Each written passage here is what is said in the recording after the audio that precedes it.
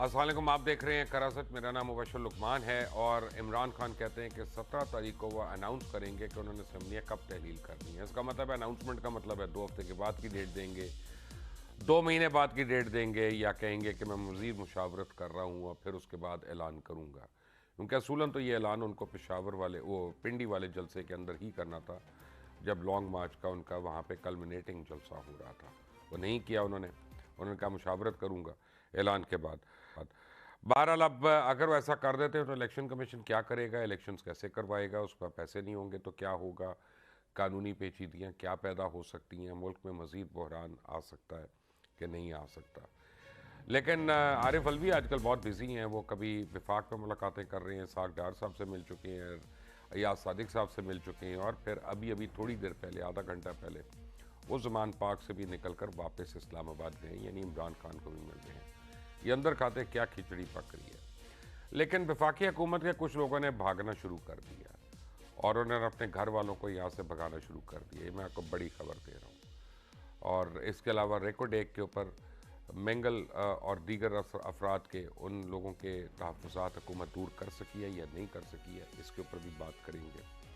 मुझे ज्वाइन कर रहे हैं कादिर खान मंदोखेल, पाकिस्तान पीपल्स पार्टी पार्लियामेंटेरियंस के रहनुमा, जनाब कमर दिलशाद साबिक सेक्रेटरी इलेक्शन कमीशन है, सेनेटर राना मकबूल है, रहनुमा है मुस्लिम लीग नवाज़ के, और मुझे थोड़ी देर के बाद ज्वाइन करेंगे हमारे दोस्त, हमारे कुलीग, पुराने मुश्ताक बिन सीनियर तजियाकार राना मकबूल साहब। अस्सलाम वालेकुम। वालेकुम सलाम।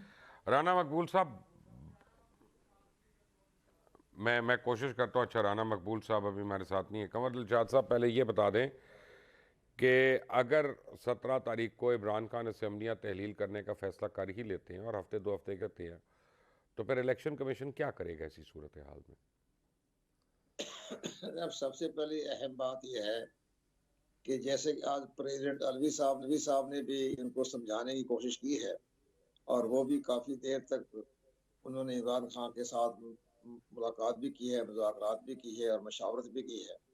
अब ये 17 तारीख को जो उन्होंने ऐलान करेंगे, जो डेट मुकर्रर करेंगे कि हमें फलां डेट तक अगर वफाकी हुकूमत ने असम्बली डिज़ाल्व ना की, कौमी असम्बली और सिंध और बलोचिस्तान, तो फिर हम अपनी सूबाई असम्बली बलोचिस्तान और सूबाई असम्बली पंजाब और खैबर पख्तूनख्वा से हम अपना एक तहरील करने का नोटिस भेज देंगे, एडवाइस भेज देंगे गवर्नर को।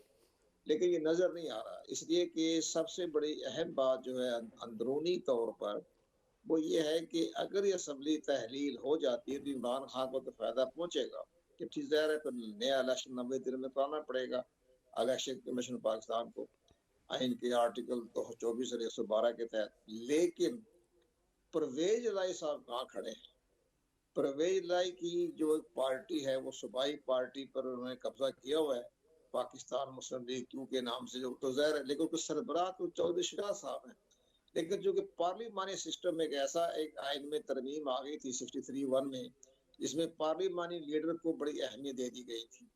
लेकिन वो तो पार्लियामेंट लीडर तो तहरीक अदम एतमाद तक की महदूद है ना, या अगर गवर्नर के एतमाद का वोट ले लें। लेकिन जब सूबाई असम्बली तहलील हो जाएगी तो पार्टी टिकट जो देना है, वो तो कानून के मुताबिक जो हमारा इलेक्शन एक्ट है, सेक्शन 205 में आता है, वो भी कि वो तो पार्टी का सरबराह देना है ना, आप टिकट जो है। तो वो परवेज लाई के जो उनके 8-10 हवारी हैं, उनको तो वो टिकट नहीं देंगे चौधरी शुजा साहब। तो ये चौधरी परवेज लाई इस पर बड़ा गौर खोज कर रहे हैं कि मैं कहाँ खड़ा हूँगा। तब अब उन्होंने इमरान खान के साथ जो मुज़ाकरात किए हैं मुरसलाई के जरिए, उन्होंने कहा ठीक है, आप इंडिपेंडेंट इलेक्शन कर लें, हम बाद में, आप तो बाद में किस में शामिल होंगे? तो बाद में पीटीआई में शामिल होंगे वो। तो पीटीआई में शामिल होते तो उनकी अपनी खत्म हो जाती शनाख्त। तो ये एक बड़ा एक टेक्निकल अंदरूनी बड़ी कशमकश चल रही है चौधरी परवेज लाई में। मोहन सताई तो ठीक है, नया नौजवान है, बरखुरदार है उनका, वो तो एक साइड पर रहता है। लेकिन इस मामले में चौधरी परवेज लाई साहब बड़े परेशान हैं। तो जो 2-3 हफ्ते पहले मेरी चौधरी शुजात से बात हुई थी, तो वो ये कह रहे थे कि जनाब हमने तो इसको तस्लीम ही नहीं किया, मैं प्रेसिडेंट हूँ पाकिस्तान मुस्लिम लीग का और आइंदा जो टिकट तो मैंने देने हैं। अब चौधरी परवेज लाई ने एक नया ड्रामा खेला। उन्होंने ड्रामा ये किया कि उन्होंने चौधरी शुजात को पार्टी की सदारत से हटाने के लिए कामर अली आगा को आगे किया, और उन्होंने एक करारदाद पेश किया कि चौधरी परवेज इलाही साहब की तरफ से कि अब चौधरी शुजात साहब सदर नहीं रहे। लेकिन जब इलेक्शन कमीशन में जो चौधरी शुजात ने दरखास्त दी तो फिर इलेक्शन कमीशन ने उसको रिजेक्ट कर दिया कामिल अली आगा की रिक्वेस्ट को। और कहने भी चौधरी शुजात ही पार्टी के सरबराह है सेक्शन 205 के तहत, तो वो भी कोशिशें नाकाम हो गई। फिर उन्होंने एक और ऑप्शन की, उन्होंने एक नई पार्टी खड़ी कर दी और उसका नाम रखा मुस्लिम लीग पाकिस्तान। और वो जो मोनिस लाई के जो प्राइवेट सेक्रेटरी है जो सादर भट्टी कोई है, उन्होंने पार्टी उसके नाम से रजिस्टर करवाई, पुरानी कोशिश की उन्होंने। जब इलेक्शन कमीशन में आई तो चौधरी शुजात ने दरखास्त पेश कर दी सालिक के अपने बेटे के जरिए, सालिक के जरिए, और वो जो है तारक चीमा साहब के जरिए। उन्होंने कहा कि जनाब ये पार्टी तो पार्टी के साथ मुखालत रखती है, मुस्लिम लीग पाकिस्तान, पाकिस्तान मुस्लिम लीग शुजात की पार्टी। तो फिर इलेक्शन कमीशन ने वो भी कर दिया रिजेक्ट कि इस तरह ये नाम जो है आपस में बड़ी इसकी मुशावत पाई जाती है, तो हमारा सेक्शन 203 204 के 5 के तहत ये पार्टी रजिस्टर्ड नहीं हो सकती। तो वो कोशिशें भी नाकाम हो गई उनकी। तो वो बड़ी कोशिश बड़ी की थी उन्होंने। तो अब ये जहर है कि शुजात साहब पार्टी के सरबराह हैं, कामिल अली आगा की सारी कोशिशें नाकाम हो गई हैं। तो वो परवेज लाई ये सोच रहे हैं कि मैं कहाँ खड़ा हूँगा। ऐसे इमरान खान, आपने भी देखा हमने भी देखा, है तो सादा मिजाज के आदमी, उन्होंने सादगी में कह दिया कि आइंदा जो चीफ मिनिस्टर पंजाब का होगा इलेक्शन के बाद वो मुमकिन है परवेज लाई साहब नहीं होंगे, वो तो हमारी पार्टी का आदमी होगा। तो वो सारी चीजें ये गौर खोज कर रहे हैं। तो नजर ये आ रहा है कि शायद अभी फिलहाल कुछ टाइम ले, लेकिन एक इमरान खान ने बड़ा पत्ता फेंका जबरदस्त। उन्होंने ये कहा है कि पाकिस्तान की जितने पीटीआई के जो 123 मेंबर हैं जो राजा परवेज अशरफ के इस्तीफे कबूल नहीं कर रहा, तो वो कह रहे हैं कि हम अगले हफ्ते अपने असेंबली जाएंगे और स्पीकर के डाइस के सामने खड़े होकर अपना मुतालबा करेंगे जी हमारे ये इस्तीफे कबूल करें, हमारे हाथ में रिजाइन दोबारा भी हम ले आते हैं। तो वहाँ स्पीकर साहब को इनके इस्तीफे कबूल करने पड़ेंगे। सुप्रीम कोर्ट के भी रिमार्क्स आ रहे हैं, इस्लामाबाद हाई कोर्ट के भी आ चुके हैं। तो जब अगर 123 मेंबरों ने इस्तीफे दे दिए और इधर से परवेज लाई साहब भी मान जाते हैं, किसी बहाने से कोई फायदा हो जाता है, तो वो अगर तहरीर कर देते हैं, खैर खा की भी तहरीर हो जाती है, तो फिर अपने जनाब सबसे बड़ी अहम बात यह है कि फिर पाकिस्तान में इलेक्शन की शेड्यूल असम्बलियाँ तहरीर हो जाएंगी, कौमी भी और सूबाई असम्बलियाँ भी तो है, दो तो चली जाएंगी और दो सिंध और बलूचिस्तान की। फिर ये इलेक्शन का डेट देनी पड़ेगी और फिर केयर गवर्नमेंट भी आएगी, सारा मामला तय हो जाए। क्योंकि 123 मेंबरों का इलेक्शन करवाना और 2 सूबों का इलेक्शन करवाना, ये इलेक्शन कमीशन पाकिस्तान के लिए नामुमकिन होगा। ये फिर सारी असम्बलियाँ है वो डिजॉल्व हो जाएगी और केयर टेकर गवर्नमेंट आ जाएगी। ये सारा मामला है। लेकिन ये 15 मई को मेरा अपना जाती ख्याल ये है कि 15 मई को, क्यों रमजान आ रहा है, ये 15 मई के राउंड अबाउट में मुल्क में असर नो इंतखाबात कबल वक्त इंतखाबात हो जाएंगे। राना मकबूल साहब आप मेरे साथ हैं, आपको मेरी आवाज़ आ रही है? राना मकबूल साहब का कोई मसला चल रहा है। ये कह दिया कि नेक्स्ट सेटअप में परवेज लाई साहब चीफ मिनिस्टर नहीं होंगे, ये कह दिया उन्होंने कि नया सेटअप जो हमारा आएगा उसमें परवेज लाई साहब वज़ीर नहीं है। लेकिन एक बात और बड़ी बात है बशीर साहब कि परवेज लाई साहब भी पता है बड़े जहांगीरदार सियासतदान तो है ना, उन्होंने आप इसको रास्ते में रुकावट डालने के लिए 2-3 दिन पहले आपने भी अखबार देखे होंगे, पूरा इश्तिहार छपा आधे पेज का कि 726 अरब रुपया इन्होंने अपनी 4 अजला और जनूबी पंजाब और लाहौर को जो है उन्होंने 726 अरब का एक तारीखी बजट डेवलपमेंट का दे दिया। अब इतना बजट देने के बाद वो असेंबली तहलील कैसे करेंगे? वो तो केयर टेकर गवर्नमेंट आ जाएगी, केयर टेकर गवर्नमेंट में तो तमाम तरक्याती काम रुक जाएंगे, खत्म हो जाएंगे। तो ये सारी चीजें वो भी देख रहे हैं, अब भी समझ नहीं आ रही इमरान खान को जनाब ये इतना 726 अरब का रुपया तकसीम कर रहे हैं अपने डेवलपमेंट के नाम से, तो ऊपर से असेंबली डिजॉल्व करने की बातें हो रही हैं।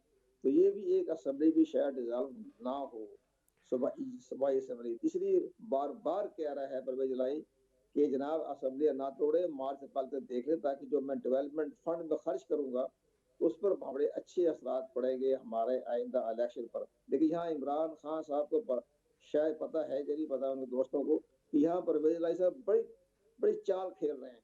जहाँ इतना पैसा तकसीम करा, उनकी ख्वाहिश ये है कि मैं आइंदा सिस्टम में कोई ना कोई अपनी ऐसी पार्लिमानी तरीके से ऐसा पार्टी में बंदे अपने कामयाब करवा दूं, ताकि मैं बार्गेनिंग करने की पोजीशन हूँ सूबाई असम्बली में या कौमी असम्बली में। लेकिन यहाँ उसके रास्ते पर रुकावट है चौधरी शुजात साहब को टिकट ही नहीं देंगे उनको। तो ये सारी चीजें अंदरूने खाना नजर आ रहा है। तो शुजात ने भी कहा भी असम्बली तोड़ने का क्या जवाब बनता है, आप क्यों असम्बली तोड़ रहे हैं आप। तो ये सारी चीजें नजर आ रही है मेरा ख्याल में कि ये असम्बली नहीं होगी और इमरान खान मुंह देखते रह जाएंगे, ये भी नजर आ रहा है हमें।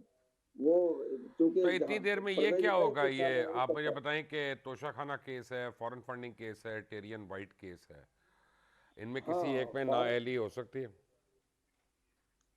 फॉरेन फंडिंग केस में इनकी नाअहलियत तो बिल्कुल आईने की तरह सामने नजर आ रही है। आज भी इमरान खान ने जो बात की झूठ बोला, सच तो बोलते नहीं, बहुत कम बोलते हैं। और बाहर देखा जी मैंने ममनुआ फंडिंग में क्या किया, आप तो ममनुआ फंडिंग में बहुत बुरी तरह फंस चुके हैं। एक बात, दूसरी बात यह है कि तोशा खान के बारे का सबसे सीरियस केस है। तोशा खान बादशाह के बारे में फिर आज झूठ बोला उन्होंने कि जी मेरी मर्जी है, मैंने कुछ भी नहीं किया, एक ही बात साफ सुथरी है। वो साफ सुथरी कैसी है ना, वो तो आपका सेशन कोर्ट में केस जारी हो चुका है। अपने 22 दिसंबर उसकी डेट आ गई है। इसके बाद 29 दिसंबर 3 जनवरी लास्ट में फैसला हो जाना है आपका। वो इलेक्शन कमीशन पाकिस्तान ने तो फैसला दिया हुआ है और इस्लामाबाद हाई कोर्ट में भी मामला हो गया इनकी हाजिर का, वो भी फैसला 29 दिसंबर को आ रहा है। तो ये सारी चीजें तोशा खान हो जाए, फॉरेन फंडिंग, ममनुआ फंडिंग, सबसे बड़ा इम्पोर्टेंट केस जो इलेक्शन कमीशन इस वक्त बड़ी तैयारी के साथ काम कर रहा है वो ये है कि तौहीन इलेक्शन कमीशन वो हद मुका दी आज भी। और चंद रोज पहले भी उन्होंने चीफ इलेक्शन कमीशन के खिलाफ इंतहाई तजलील तरीके लफ्ज इस्तेमाल किए, वो कमीना है, वो झूठा है, बददियानत है। तो वो इलेक्शन कमीशन जो है पूरा केस उसके ऊपर भी अब नोटिस जारी कर रहा है। पैमरा से रसाई नोटिस कोर्ट जितने में आ मर्जी गई जारी है। कर लें उससे क्या फर्क पड़ता है कंवर साहब? नोटिस जारी करने ये से बस कुछ सजा हुआ है? तो बताइल, वो तो को बाकी हौसला पैदा इख्तियारात करे में ना, तो उनकी फर्क है। कमर की हड्डी चल वो है ही नहीं, कारामत ही नहीं है। नहीं नहीं, वो तो देखो जी बात ये कि जब जितना केस तैयार करके जैसे एकदम इलेक्शन कमीशन से हमारी भी बात ही चलती रहती है साहब आप क्या करेंगे। उन्होंने कहा जी हमने केस तैयार करके हमने जो अपना फैसला मेरिट पे करना है, मुझे इतनी कि वो क्या फैसला करेंगे, लेकिन वो मेरिट की बात तो करते हैं। अब अगर उन्होंने इसकी सजा दे दी अपने आर्टिकल 204 के तहत और सेक्शन 10 के तहत, तो फिर सुप्रीम कोर्ट ऑफ पाकिस्तान में केस जाएगा। तो सुप्रीम कोर्ट ऑफ पाकिस्तान में इलेक्शन कमीशन के सारे वो डॉक्यूमेंट तमाम पैमरा की नहीं तो तमाम सुप्रीम रिपोर्टें कोर्ट को का पेश तो करेंगे, तो काफी सुप्रीम कोर्ट क्या करेंगे। लगता ये नहीं है सुप्रीम कोर्ट माफ कर देगा, खत्म कर देगा, जो पहले कई दफा हो चुका है। हाँ वो तो जाहिर है, वो तो आपके सामने नजर आ रहा है, उनका रवैया तो नरम है। हमारी अदालतों का इमरान खान के बारे में उनका एटीट्यूड जो है कोई बहुत नहीं, ही नरम और बहुत ही सहूलतकार बने हुए हैं, इसमें ठीक तो है। कोई शक कंवर नहीं। दिलशाद साहब तो आपका बहुत बहुत शुक्रिया हमें आज ज्वाइन करने के लिए, बड़ी तफसील से आपने कादिर खान मंदोखेल साहब सलाम अलैकुम। कादिर साहब आपने बड़ी तफसील से सुना कंवर दिलशाद की गुफ्तगू, आपको क्या लग रहा है इन केसेस में? और बहुत ही ज्यादा तफसील से सुन लिया। जी जी, अच्छी बात है, सुन लिया करें दूसरों को भी।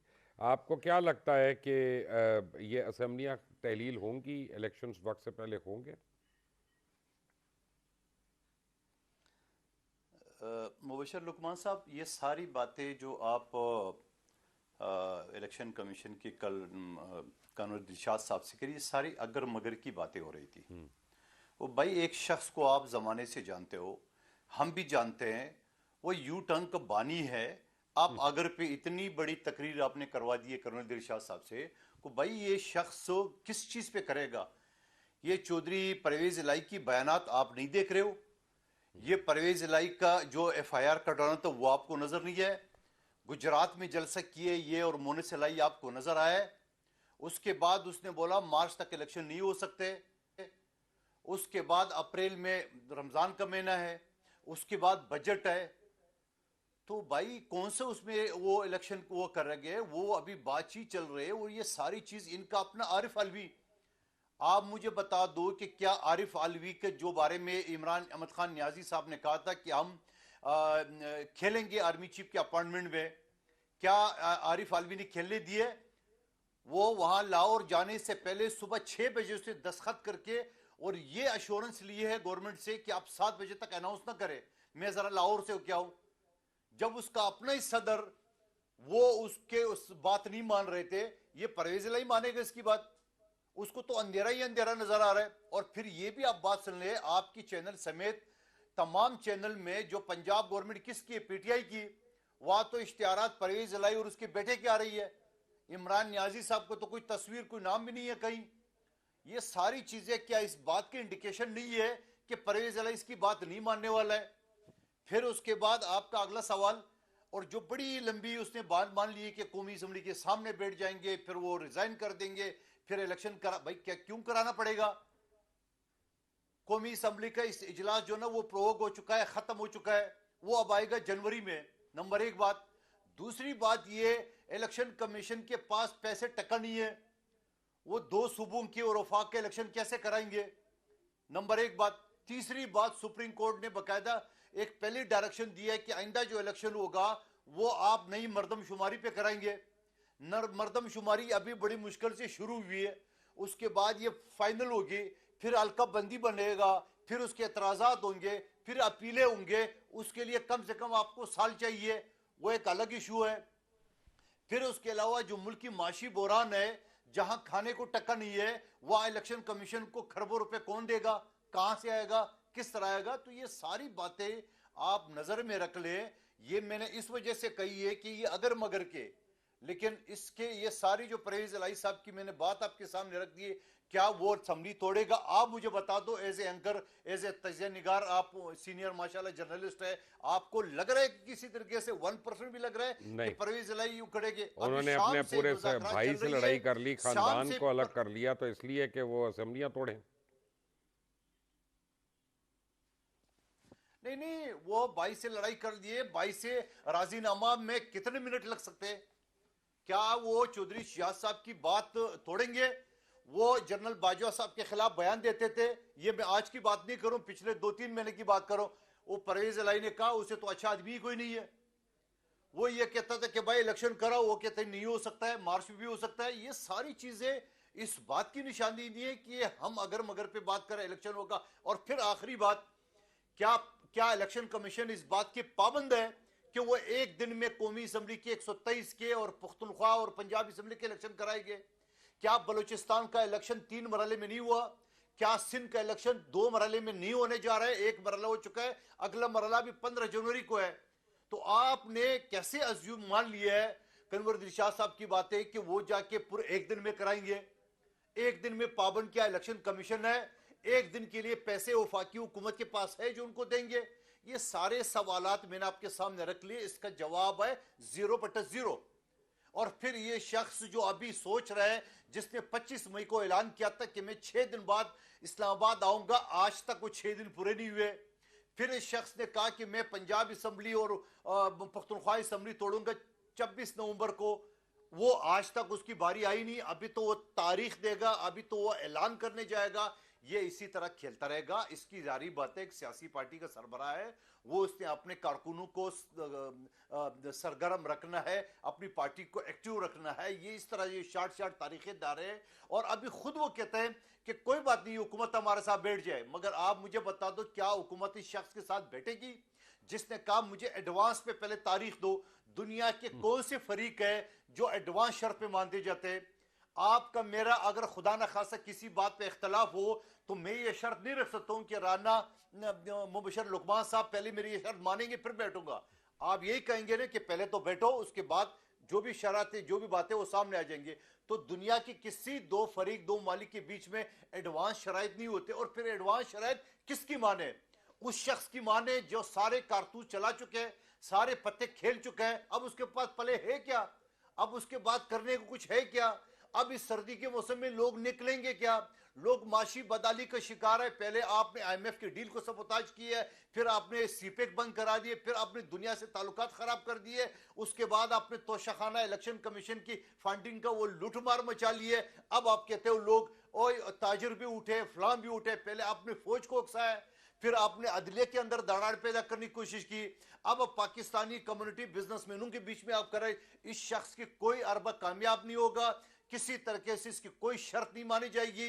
ये इलेक्शन, ये असेंबली तोड़ सकता है तो सिर्फ पख्तूनख्वा तोड़ सकता है, बाकी कुछ नहीं कर सकता है। बाकी हो गए इलेक्शन कमीशन की मर्जी से। और मैं आपको ये भी यकीन से बात कहूंगा, पख्तूनख्वा असेंबली तोड़ेगा, उसकी वो स्ट्रेंथ नहीं रहेगी। इस वजह से 9 अलकोप पे अभी 1.5 महीना 2 महीने पहले जो इलेक्शन हुआ था, जिसमें से 2 सीटें पीपल्स पार्टी से छीन चुके हैं। एक सिंध का, जहां इमरान नियाजी को हराया हमारे कारकुन हकीम बलोच साहब ने, दूसरा हमारे एक नौजवान कारकुन मूसा गिलानी साहब ने 25,186 वोटों से हारा है। फिर भी इलेक्शन खेलता है, फिर भी कहता है 22 करोड़ मेरे साथ है, फिर भी कहता है अवाम मेरे साथ है। अवाम का जो आपने जीना दोबर कर दिए वो दुनिया को नजर नहीं आ रहा है, और दुनिया के साथ जो ताल्लुकात का आपने बेड़ा गर्क करी वो नजर नहीं आ रहा है। आप अभी भी अपना, लेकिन बात वही मैं घूम फिर के करता हूं कि सियासी पार्टी का है, उसने कुछ तो मंजिल भेजना है, कुछ तो आवाम को उरगलाना है, कुछ तो बेवकूफ बनाना है, मगर ये चालें सारी उसकी चल चुकी, अब उसके बाद कोई नया चाल नहीं है। कादिर खान मनोकल मेरे साथ ही हैं, सेनेटर राना मकबूल वो भी मेरे साथ होंगे, और के बाद मुश्ताक मिनाज साहब मेरे साथ होंगे। Take a break.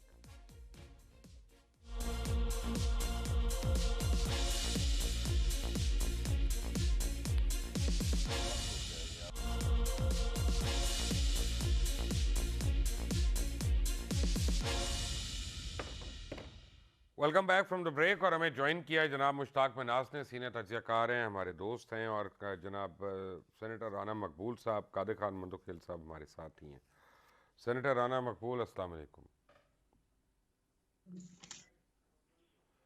Senator Rana मकबूल साहब, आपको मेरी आवाज़ आ रही है?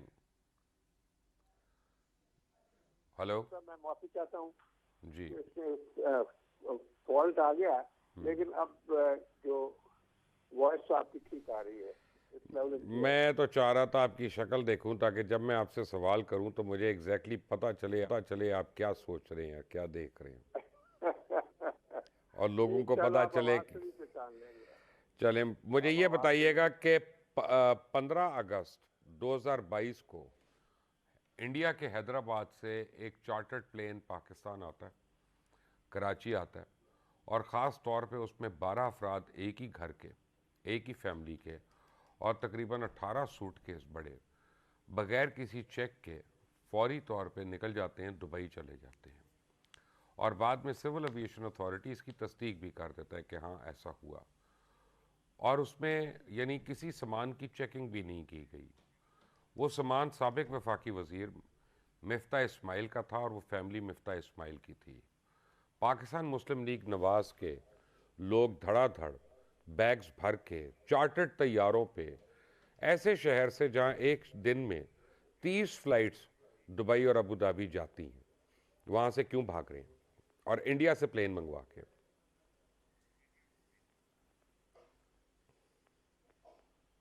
हेलो जी राना साहब।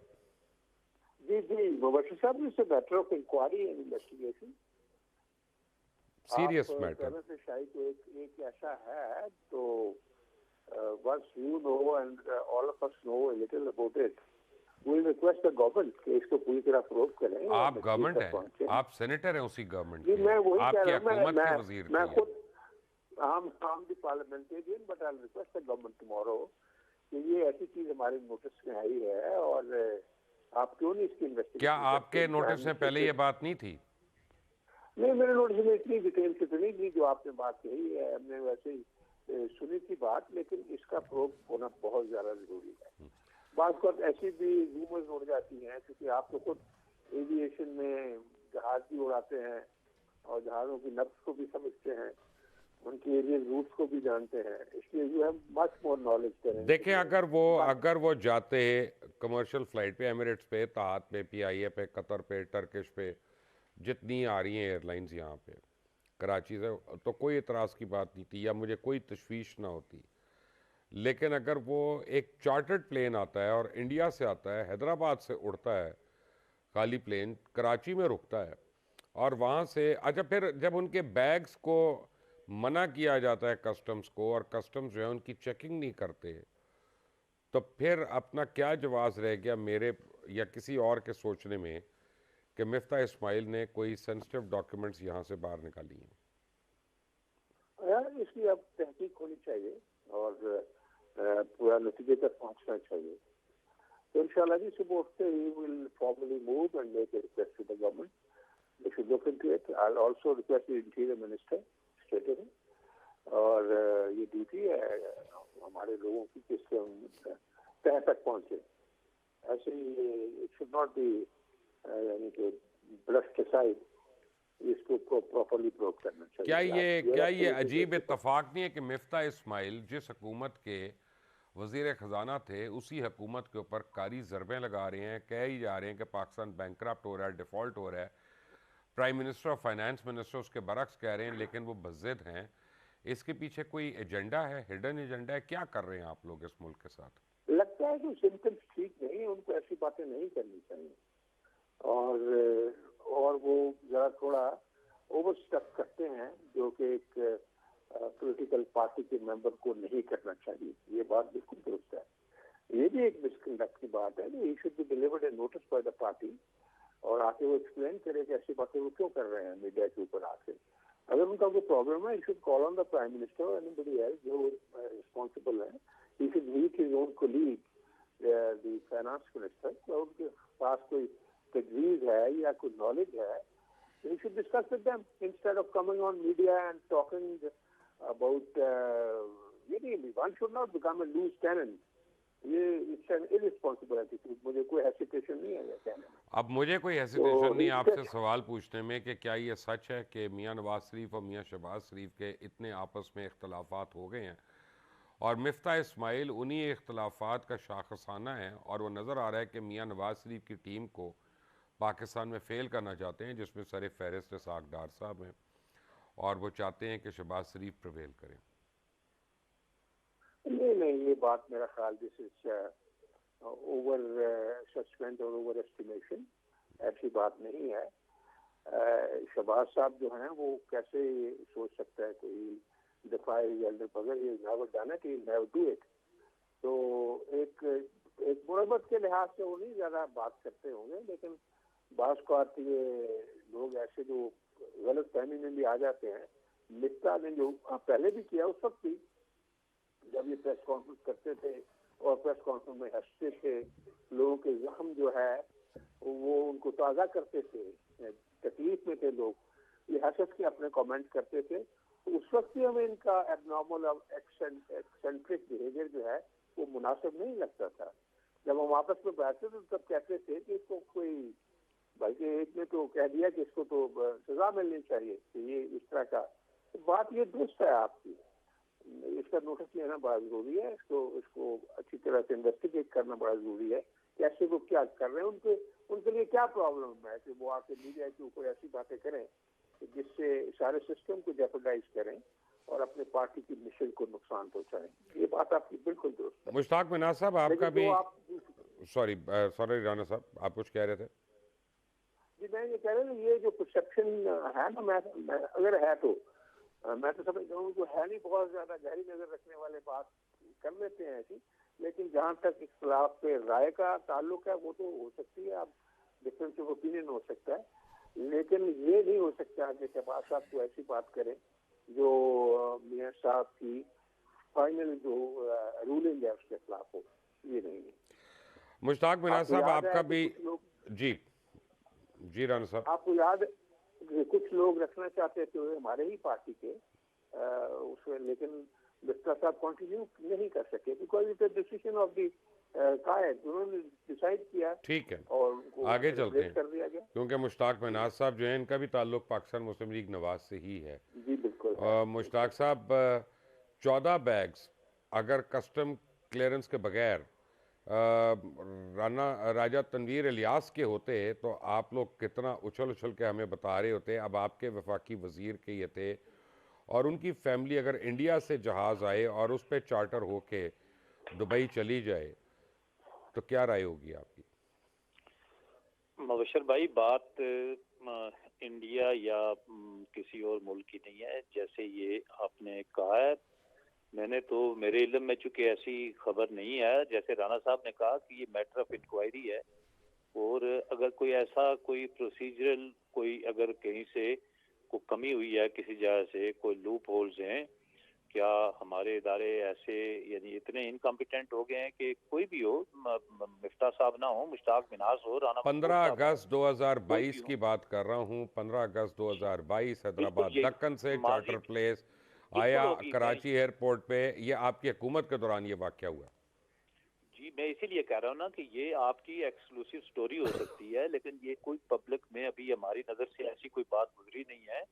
लेकिन कोई भी हो जी, चाहे मिफ्ता साहब हो, कोई बंदा जो है वो कानून से बालातर नहीं है। अगर किसी जगह से कस्टम को दिखाए बगैर अगर किसी तरीके से कोई भी यहाँ से कोई चीज़ बाहर गई है तो उसकी इंक्वायरी होनी चाहिए, और इंक्वायरी होने के बाद लोगों को जिम्मेदारी का तयन होना चाहिए। पीएमएलएन कभी भी गैर जरूरी तौर पर अपने किसी भी साथी का किसी भी तरह से, हम ये नहीं चाहते कि अगर किसी ने कोई मिस यूज ऑफ लॉ की है, अपनी अथॉरिटी की है, या किसी को कोई फेवर दी गई है, तो उसमें कोई हम कहें कि नहीं जी ये कोई बड़ा अच्छी बात हुई है। तो मेरा ख्याल है कि अगर इंक्वायरी हो जाए और इंक्वायरी में फिर सारे जिम्मेदारान सामने हों, लेकिन अभी तक मैं जाती तौर पर मैंने कहीं जो है ना मेरे इल्म में नहीं है। ज़रा आपने ये एक आपकी एक्सक्लूसिव न्यूज़ है और आपने ब्रेकिंग न्यूज़ दी है, तो ये बाकायदा इसमें हम गुजारिश करेंगे अपने साथी मिफ्ता इस्माइल साहब से, वो हमारे फाइनेंस मिनिस्टर हैं, कि वो खुद आगे आएं और इस बारे में कोई वजाहत दें या कोई चले बस इंक्वायरी हो यही जाए तो फ़र्क है उसमें ना, अगर सबूत ये का मैंने सबूत। किया होता ना मुश्ताक साहब, तो आप लोग एफआईए को कहते, पुलिस को कहते मुझे पूछने के लिए। अब क्योंकि वो आपके साथी हैं तो आप उनको खुद से पूछ रहे। चले मेहरबानी है आपकी, इतना तो फ़र्क आपने कर लिया। तो लेकिन कादिर खान मंदोखेल साहब, आपके भी कुछ साथी आपसे नाराज़ हैं, मेंगल साहब नाराज़ हैं और साथी नाराज़ हैं रेकोडेक के मामले पे। आपकी हुकूमत ऊपर हचकोले खा रही है, क्या डेवलपमेंट है उस पर? जी मुबशर साहब, इस बात से पहले जो आपने मिफ्ता इस्माइल साहब के मैं एक दो कमेंट्स देना चाहता हूँ। जी मिफ्ता इस्माइल साहब को लाठ प्यार ने यहाँ तक पहुँचा है। पिछली हुकूमत में भी मुस्लिम लीग नून में उनको बग़ैर रुकन कौमी असम्बली उसको डायरेक्ट वफाकी वज़ीर ख़जाना बनाया। उसके बाद मौजूदा हुकूमत में जहाँ पूरे पीडीएम के सपोर्ट के बावजूद पीपल्स पार्टी के जालों ने उनको हराया और मुझे सीट पे लाया। और उसके बाद जब कौमी असम्बली में सीटों की बात आ गई है तो मुफ्ता इस्माइल को एक मरतबा फिर वज़ीर ख़जाना बना दिए, जो फ्रंट सीटों पे बैठ गए और मुझे सबसे आखिर में सीट दिया। तो मैंने शिकवा किया है तो मुस्लिम लीग नीन के दोस्तों ने बुरा माना और मेरी क़यादत से शिकायत कर दिए कि ये मिफ्ता इस्माइल के बारे में ये कहता है। मैं कहता हूँ अच्छा हो गया आज मिफ्ता इस्माइल जो इस ज़माने से मैं बोलता था, इनकी लाड प्यार ने इनको यहाँ तक पहुँचा दिए कि जब वज़ीर ख़जाना वो नहीं रहा तो अपने ही वज़ीर ख़जाना यानी मौजूदा हुकूमत के वज़ीर ख़जाना के ख़िलाफ़ और पाकिस्तान के ख़िलाफ़, तो मैं आपके तवसत से इन दोनों दोस्तों से भी मुतालबा करता हूँ और वज़ीर आज़म साहब से भी करता हूँ कि उसको फौरी तौर पर शोकाज दे के और उनसे वज़ाहत तलब कर ले कि वो वज़ीर ख़जाना नहीं है बल्कि उस टीम का हिस्सा है। उसके बावजूद ये पीटीआई के लोगों की तरह ये बयान क्यों दे रहा है, इसका शोकाज होना चाहिए उसके ख़िलाफ़। दूसरी बात आपने मेंगल साहब और जमीयत के बारे में कहा है, बिल्कुल मामलात उनके साथ उन्होंने रिकॉर्डिंग के हवाले से एतराज़ात थे। गो कि बिल पास हो चुका है सेनेट से भी और कौमी असम्बली से भी, और अगर आप काजा है तो बिल पास होने के बाद तो मज़ीद बातचीत तो नहीं हो सकती थी, मगर उसके बावजूद हम बात कर रहे हैं, मौजूदा हुकूमत बात कर रही है और जो वज़ीर ख़जाना है और वही आया सादिक साहब और आज़म तारड़ साहब ने बातचीत की है। तो जहाँ तक न्यूज़ है कि उनके साथ बातचीत हो चुकी है और वो बलूचिस्तान का जो परसेंटेज था उसको 25 से बढ़ा के 35 कर दिए और ऐन इम्कान ये है कि 16 तारीख को असम्बली का इजलास बुला के इनकी जो खदशात है या उसमें जो तरामीम करना है वो उसमें करके और उनकी खदशात दूर करेंगे। इसके बावजूद कि बिल पास हो चुका है उसके बावजूद हमें अपने इत्यादियों को साथ ले चलना है और सरदार अख्तर मेंगल साहब और मौलाना फजल रहमान साहब की पार्टियों का इनकी जो खदशात है उनके दूर कर दिए गए अभी तक जो मेरी मालूमात है, और मैं समझ रहा हूँ कि हमारे साथ है, ऐसे कोई इशू नहीं है। राना मकबूल साहब, ये मुझे बताइएगा कि एक आम तासुर ये मिल रहा है कि हुकूमत अपने ऊपर जितने केसेस हैं उनको ख़त्म करा रही है, और ख़ासतर जिस तरह सलमान शहबाज के ऊपर हमने देखा केसेस ख़त्म हुए और उनको यानी एक ठंडी हवा के झोंके उनको मिलना शुरू हो गए। यही मरियम नवाज़ के लिए नहीं हो रहा, तो दोनों भाइयों के जो डिफरेंसेस हैं वो इस बात से बड़े नज़र आ रहे हैं हमें।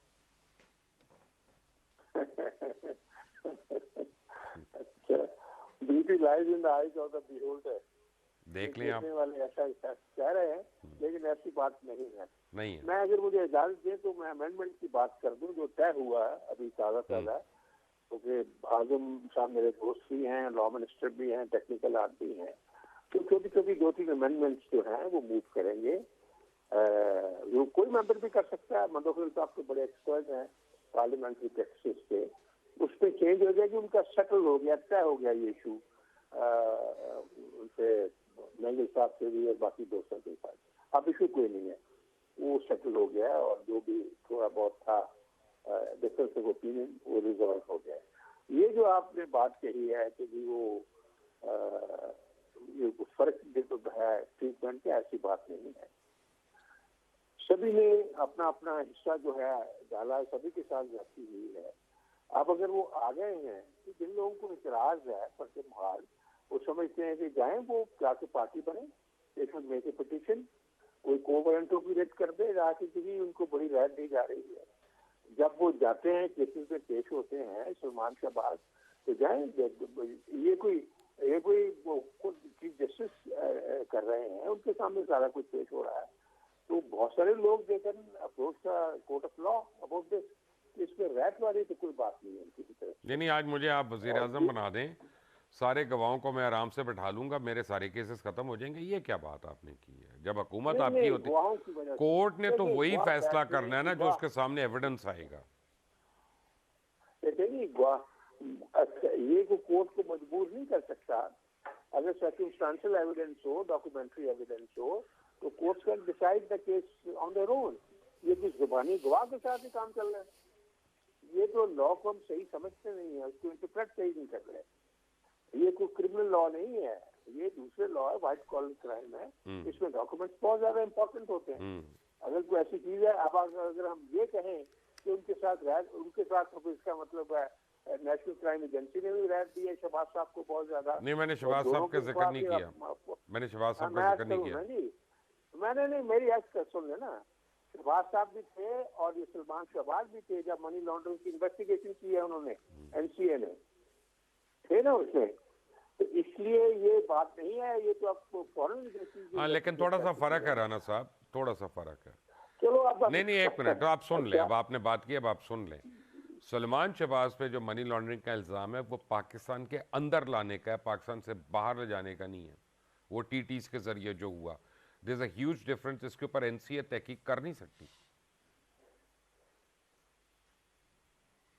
नहीं, ठीक है, वो कर सकती है, क्यों नहीं कर सकती, क्योंकि ये अगर तो यूके के अकाउंट से आए फिर तो करेगी ना, लेकिन अगर साइप्रस के अकाउंट से आया तो एनसीए क्या करेगी उस पर? नहीं, वो तो उन्होंने देखो जी रीजन्स कितनी में उन्होंने की है। उन्होंने इटली में की है, अमेरिका में की है, दुबई में की है, मुख्तलिफ कंट्रीज में की है इन्वेस्टिगेशन उन्होंने। ठीक है, जहाँ जहाँ उनके आउटलेट्स हैं उन्होंने इन्वेस्टिगेट किया है उसको। तो अब अगर तो समझता है कि नहीं हुआ तो you can get across to the NCA agent. Right, मैं समझता हूँ इस चक्कर में पढ़ने की जरूरत नहीं है, कोर्ट ऑफ लॉ देख रही है। ठीक है, तो मेरा अपना जाती ख्याल है जिसको जैसे इमरान खान साहब रोज बोलते रहते हैं कि आपके पास 200 वकील है तो आप वकील को जाए ना वहाँ जाके। बिल्कुल सही है। मैं अब नहीं करना चाहता था, आपने नाम ले लिया। अब मैं मुश्ताक मनाज साहब से पूछना पड़ेगा। मुश्ताक साहब, अगर एक लम्हे के लिए हम मफरूज़े के तौर पे ये समझ लेते हैं कि इमरान खान असम्बलियाँ तहलील कर देते हैं दोनों सूबाई, तो आपके ख्याल में उसके बाद क्या होगा? फौरी तौर पे इलेक्शन हो सकते हैं? इलेक्शन कमीशन तो कर ही नहीं सकता, मरदमशुमारी नहीं हुई भी, पैसे नहीं है, तो कैसे चलेगा मामला? मुबश्शिर साहब, एक तो आपको इमरान खान की जो नफ्सियात से आप भी वाकिफ हैं और हम भी उसको मुसलसल देख रहे हैं। ये दुनिया में कोई अजीबोगरीब वो अपना वो जैसे इकबाल का शेर है ना कि मैखाना यूरोप के दस्तूर निराले हैं, देते हैं सुरूर अव्वल लाते हैं शराब आखिर। ये कोई पता नहीं, कोई अजीबोगरीब इमरान खान साहब जो है ना पहले ऐलान करते हैं और बाद में उसके असबाब बाद बताते हैं हमें। भाई आपने पूरे 6-7 माह आपने पूरे मुल्क की खाक छानी, उसके बाद आपने एक शहर में आपने जलसा किया, वो आपके बकौल आपके वो लाखों के जलसे थे। फिर आपने कहा कि हम इंसानी समुंदर लेके आ जाएंगे अपना इस्लामाबाद की तरफ। वो इंसानी समुंदर लाहौर से उनके चला। यू टर्न्स को छोड़ दें, मैं तो आगे की बात नहीं कर रहा हूँ, नहीं, वो आगे क्योंकि मैं अब यही टाइम बात कम है ना। नहीं मुबशर भाई देखे, पूरी वो सियाक व सुबाक के हवाले के बगैर जो है ना आगे की बात इमरान खान की आप कैसे कर सकते हैं। सही है। लाहौर से चले, रास्ते में पता नहीं वजीराबाद में इंसिडेंट हुआ, फिर वो पूरा इंसानी समुंदर रवात आके पहुंचा। फिर उन्होंने कहा अब अभी इंसानी समुंदर चला जाए, और हफ्ते के बाद फिर 26 को आए। 26 को उन्होंने कहा कि हम असम्बलियां तोड़ देंगे। अब आके वो ये कह रहे हैं, अभी आप अगली बात कर रहे हैं कि वो जी मफरूजे के तौर पर तोड़ देते हैं। पर पहले तो इमरान खान साहब वो तो ऑक्सीजन के बगैर या हुकूमतों के बगैर 1 मिनट नहीं चल सकते। अभी आपके सामने खैबर पख्तूनख्वा असेंबली वाले ने कहा, वहाँ बैरिस्टर साहब ने उसने कहा कि आप पहले पंजाब की तोड़ें, फिर आप देखें ना, फिर यहाँ पर आए। अब वो वहाँ पर जाएंगे तो वो कह देंगे कि अच्छा पहले आप अपना परवेज इलाही साहब कह सकते हैं जवाब कि आप पहले KPK की तोड़ें। तो ज़रा अगर तोड़ भी देते हैं चलें, तो ये तो दोनों असेंबलियों में उनकी अपनी गवर्नमेंट है, और इलेक्शन बाई इलेक्शन जिस तरह होते इस तरह पूरी असेंबलियों के इलेक्शन हो जाएंगे। मेरा नहीं ख्याल कि कोई ऐसा कोई प्रॉब्लम है। इंडिया में आपको पता है सारा साल इलेक्शन रहते हैं, कभी किसी स्टेट का इलेक्शन हो रहा था, कभी किसी स्टेट का हो रहा था। लेकिन मेरा नहीं, मैं अपने तौर पर ये कहूँ, मुझे जो लगता है कि इमरान खान आखिरी वक्त तक कोई अगली बार्गेनिंग जो एक नए अभी चीफ के ऐलान के साथ ही वो सोच रहे हैं कि सारे फैसले कोई नए आर्मी चीफ ने करना है, जो कि ऐसा नहीं है। पॉलिटिकल लीडरशिप मौजूद है, प्राइम मिनिस्टर मौजूद है, कैबिनेट मौजूद है, जिन्होंने फैसले कर रहे हैं। अगर हमारी गवर्नमेंट ये 26 किलोमीटर की है तो उनको क्या जरूरत है कि अपनी ये जो 2-2 लाख किलोमीटर की जो हुकूमतें क्यों तोड़ रहे हैं। इस्लामाबाद की एक छोटी एक गवर्नमेंट जो है ना उसको खत्म करने के लिए, इतनी बड़ी गवर्नमेंट तो हमारी नहीं है बकौल उनके।